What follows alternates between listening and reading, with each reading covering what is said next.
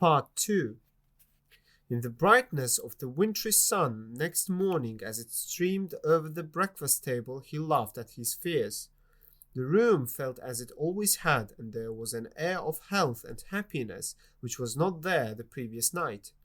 The dirty, dried-up little paw was thrown on the cabinet with a carelessness which indicated no great belief in its virtues. "I suppose all old soldiers are the same," said Mrs. White.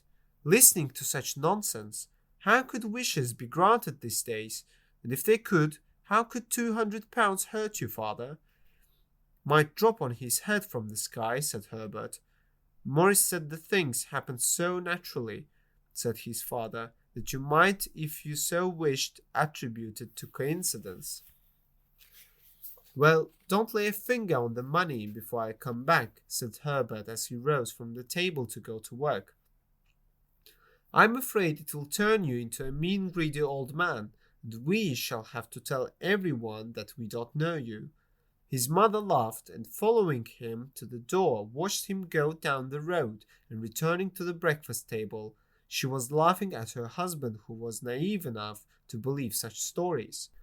"Herbert will make more funny judgments, I expect, when he comes home," she said as they sat at dinner.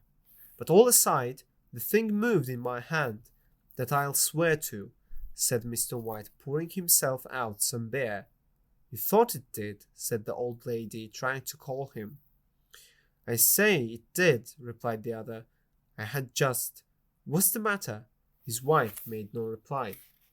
She was watching the mysterious movements of a man outside, who, looking in an undecided fashion at the house, appeared to be trying to make up his mind to enter. In mental connection with the £200, she noticed that the stranger was well dressed and wore a silk hat. 3 times he stopped briefly at the gate and then walked on again. The 4th time he stood with his hand upon it, and then with sudden firmness of mind pushed it open and walked up the path. Mrs. White at the same moment placed her hands behind her, hurriedly unfastening the strings of her apron, and put it under the cushion of her chair. She brought the stranger, who seemed a little uncomfortable, into the room. He looked at her furtively and seemed to be thinking of something else as the old lady said she was sorry for the appearance of the room and her husband's coat, which he usually wore in the garden. "I was asked to call," he said at last, and bent down and picked a piece of cotton from his trousers. "I come from Moore and Meggin's." The old lady jumped suddenly. "Is anything the matter?" she asked breathlessly. "Has anything happened to Herbert? What is it? What is it?" Her husband spoke before he could answer. "Sit down, and don't jump to a conclusion. You've not brought bad news, I'm sure, sir," and eyed the stranger, expecting that it was bad news, but hoping he was wrong. "I'm sorry," began the visitor. "Is he hurt?" demanded the mother wildly. The visitor bowed in assent. "Badly hurt," he said quietly, "but he is not in any pain." "Oh, thank God," said the old man, clasping her hands. "Thank God for that, thank—" She fell silent, as the tragic meaning of the part about him not being in pain came to her. The man had turned his head slightly so as not to look directly at her, but she saw the awful truth in his face. She caught her breath, and turning to her husband, who did not yet understand the man's meaning, laid her shaking hand on his. There was a long silence.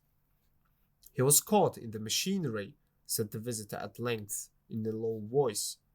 "Caught in the machinery," replied Mr. White, too shocked to think clearly. "Yes." He sat staring out the window, and taking his wife's hand between his own, pressed it as he used to do when he was trying to win her love in the time before they were married, nearly 40 years before. "He was the only one left to us," he said, turning gently to the visitor. "It's hard." The other coughed, and rising, walked slowly to the window. "The firm wishes me to pass on their sadness about your great loss," he said, without looking. "I beg that you will understand I am only their servant and merely obeying orders." There was no reply. The old woman's face was white, her eyes staring and her breath unheard. On the husband's face was a look such as his friend the sergeant major might have carried into his first battle. I have to say that Moore and Meggins disclaim all responsibility, continued the other. But, although they don't believe that they have a legal requirement to make a payment to you for your loss, in consideration of your son's services, they wish to present you with a certain sum. Mr. White dropped his wife's hand and, rising to his feet, stared with a look of horror at his visitor. His dry lips said the word. How much? £200 was the answer. Without hearing his wife's scream, the old man smiled weakly, put out his hands like a blind man, and fell, a senseless mass, to the floor.